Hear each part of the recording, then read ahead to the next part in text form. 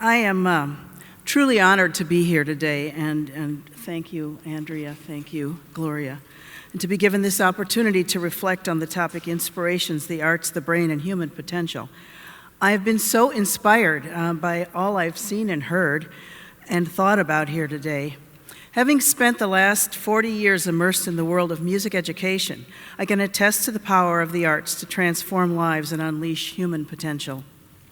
Today, I would like to examine how we can use the power of the arts, and specifically music education, to overcome barriers that can inhibit or even derail the realization of human potential. At our organization, Merit School of Music, we are dedicated to removing barriers for 5,000 plus students in Chicago every week. Much of my work at Merit over the past 31 years has been informed and influenced by barriers that I encountered in my own life. I grew up in privileged circumstances. My parents supported my interests, and I attended public schools that were consistently cited as being exemplary. I was, however, a late bloomer, never tested well on standardized tests, and in 8th grade, my 8th grade counselor told my parents not to sign me up for any college prep classes in high school because I was a very poor candidate for college.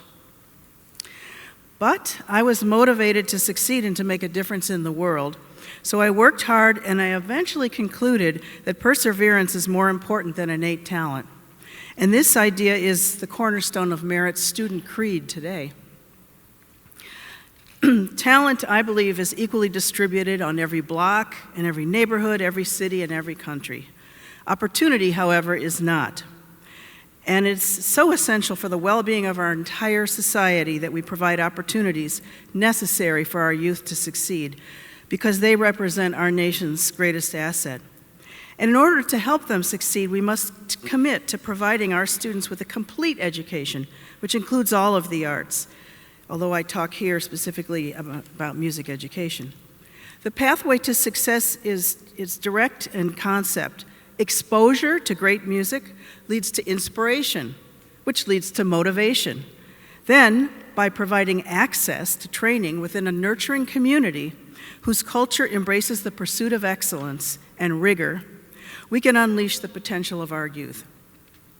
Note the key words are exposure, inspiration, motivation, access, community, excellence, and rigor. That's Merit's secret sauce, our special recipe, our prescription for unleashing human potential.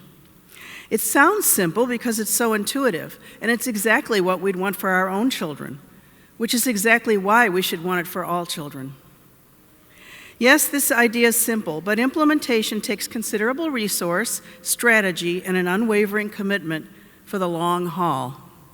So let's examine each component of our secret sauce: exposure, inspiration, motivation, access, community, excellence, and rigor. It all starts with exposure, and the most efficient way to provide exposure is through the schools.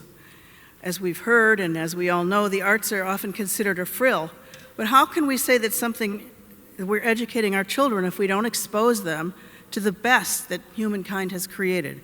And that certainly includes the arts. Yet, despite volumes of research and data that show the wide-ranging and strong impact of arts education, the arts continue to disappear from our schools. We are regularly asked to justify the inclusion of music education on the basis of strengthening the study of academic subjects.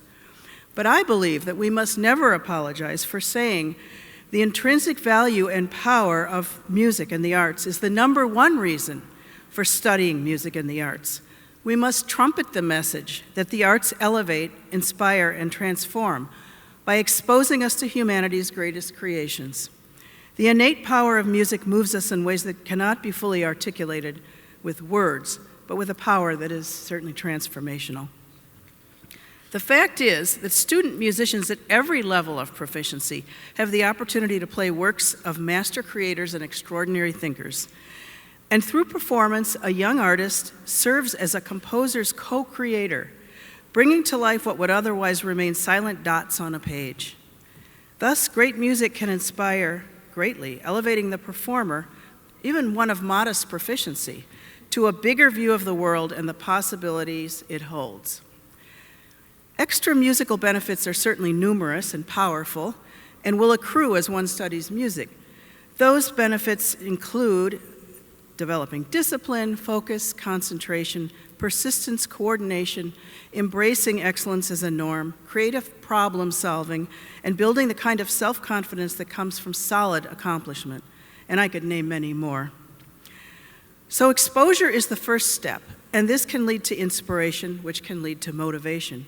And in all of this, the artist-teacher, as we've heard earlier today, plays a pivotal role. Artists are people who often wear their hearts on their sleeves. They're willing to share their youthful enthusiasm, their passion and idealism. And I believe that in so doing, they give a child the courage to be true to his or her own inner convictions. Beyond exposure, we need to provide access. But what does access really mean? It means providing everything necessary for a motivated child to succeed in developing skills that will lead to self-expression and the ability to compete with his or her peers across the nation and around the world. Some think access merely means affordability. That's an essential starting point, but there's much more. At Merit, we provide substantial levels of financial support, nearly $3 million a year, for our 5,000 students, and this is a critical component of access. There are, however, other barriers that must be addressed in addition to affordability. One barrier is trust. One must gain the trust of students and their families before they will consider participating in our programs. Through a research project we undertook with the support of the Wallace Foundation, we learned to work through individuals and institutions that families already trust, such as churches, public schools, and community centers.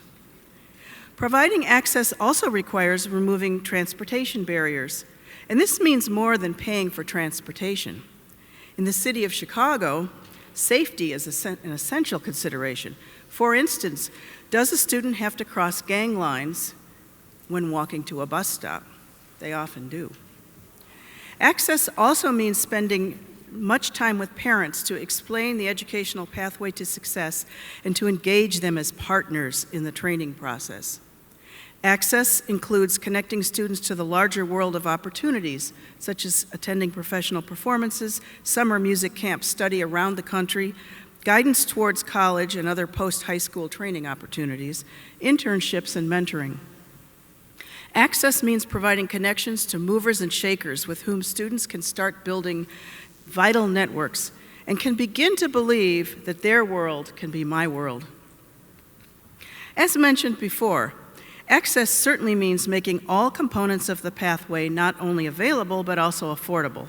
And this includes not only instruction, but also access to a quality instrument, very expensive, to instrument supplies like reeds, valve oil, strings, bow rehairs, access to sheet music, music stands, metronomes, and even concert dress.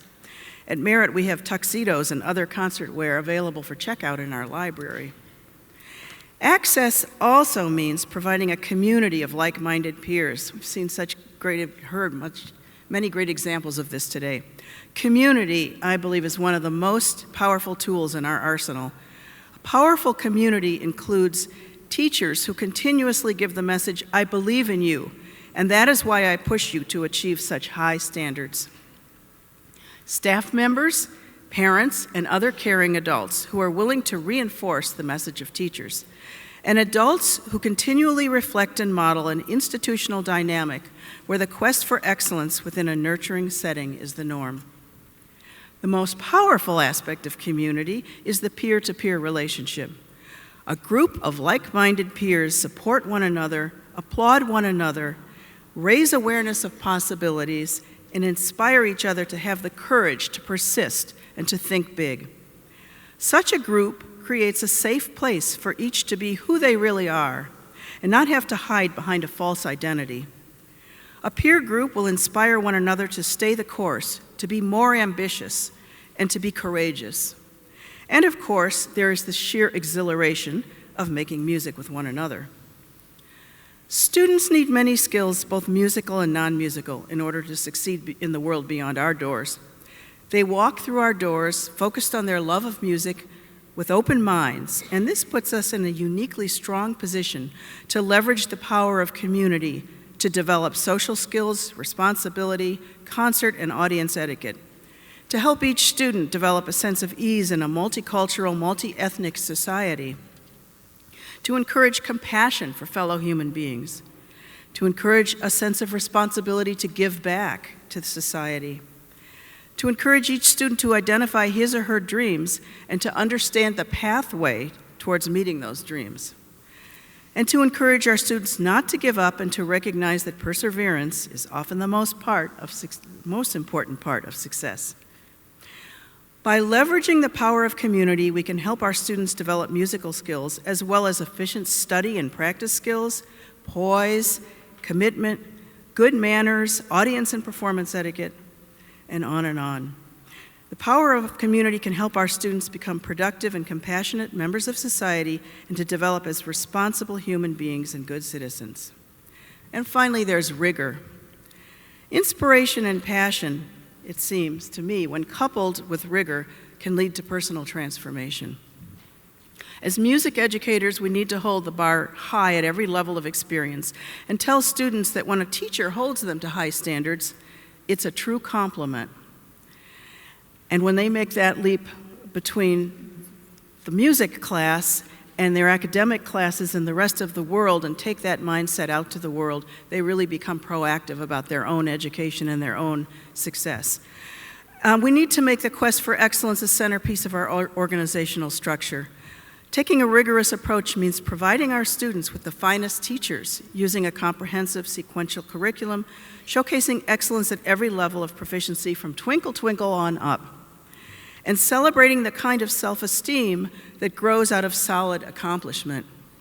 And once again, we must instill the notion that perseverance is maybe the most important ingredient to the attainment of success. As a student gains proficiency, he or she begins to see the world through an artistic lens. She knows how to be a team player, but can also stand up and play the role of soloist with confidence. He can use his imagination to find creative solutions.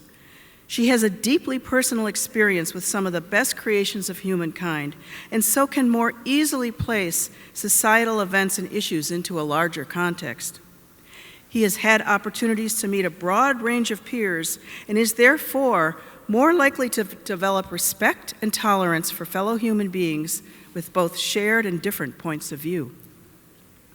Becoming an artist requires tremendous discipline, patience, persistence, and a striving for excellence, attributes also required for success in academic studies, college, and career. No wonder musicians find they have so many transferable skills. In fact, there are so many auxiliary skills attained through the music education process that teachers and administrators often forget to highlight the most powerful reason for studying music. And we should all always remember that first and foremost, the study of music has the ability to stir the soul and inspire us to aspire to the highest standards of human creativity and achievement. In fact, I believe that music and the arts provide the most effective and joyful way to help shape our youth and to civilize our world. Thank you.